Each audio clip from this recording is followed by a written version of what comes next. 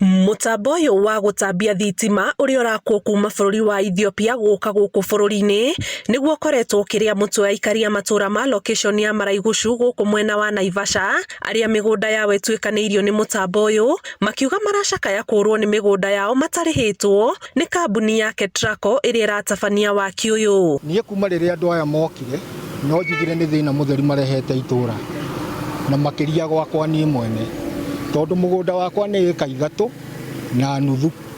Mũgũnda wakwa wĩ ĩka 3 na nuthu rĩ, harĩa magerete nĩ harĩa magerete mũgũnda gatagatĩ.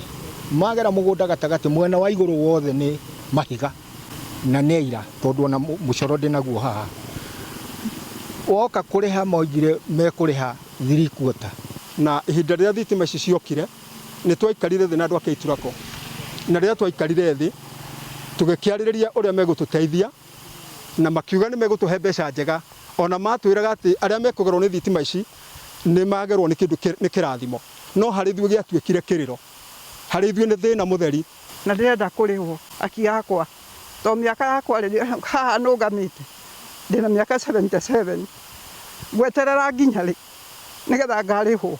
Ũguo ithuĩ rĩ twĩnao ĩrĩte ĩka ng'ima, tondũ baba nĩ atigire aruti taitũ ya area yothe KETRACO ĩhĩtũkĩte. Ũguo rĩ tũrahoya atĩrĩrĩ nĩ matũrĩhe aki itũ ta ciana cia George Ndung'u na mami witũ Jerry Ndung'u, nĩgetha rĩrĩ ngoro citũ ihurũke. MCA wa Naivasha ya irathĩro nĩ okĩrĩire kambũni ĩno nĩ kwaga gũtĩa kĩranĩro kĩrĩa yetĩkanĩirie na aikari arĩa marĩrĩirwo mĩgũnda yao nĩ mũbango ũyũ wa mĩaka 8 mĩthiru. KETRACO nĩ yambĩte kũrũgamia nĩgetha maagiri, na nĩkĩo komiti ya mbunge yokĩte, no kuma hĩndĩ ĩyo rĩ matirĩ maagiri na andũ aya. Rĩu kuma hĩndĩ ĩyo marũgamĩtie manokire ira marehe indo ciothe, nĩ mwana nĩ marehe indo, rĩu ona matarĩtie na andũ ao na mataiguanĩte nĩ manjia kũgucia waya, marehe thigari nĩcio irarũgamĩrĩra ikĩhũraga andũ aya. Koguo niĩ ndĩroria thirikari yambe iguithanie na andũ aya, na tondũ ti kũndũ kũnene rĩ mambe maiguanĩre nene mĩgũnda. Kũringana na mũmbunge wa Naikuru ya irathĩro David Gĩkaria, ũrĩa nĩ mũikarĩri gĩtĩ wa kamĩtĩ ya mbunge ĩrĩa ĩrũgamĩrĩire hinya wa thitima,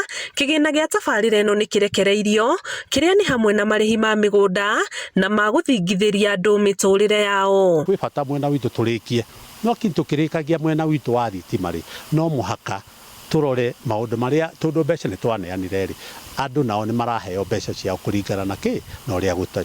Na angĩkorwo kũrĩ andũ mareka ungumania na mbeca iria twaheanire cinengerwo wananchi rĩ, then kamati ĩyo ya implementation nĩ yagĩrĩirwo yũke ĩrore na yaona nĩ kwĩna thĩna invite EACC. Mĩaka 2 mĩthiru kamĩtĩ ĩyo ya mbunge nĩ ĩrĩga gũcera matũra-inĩ maya thutha wa kwamũkĩra mateta ma aikari, na mamwe ma maũndũ marĩa yendekithirie nĩ thogora wa mĩgũnda ya aikari ũrorwo kerĩ na marĩhwo kũringana na thogora ũrĩa ĩrauma kwa ihinda rĩrĩ.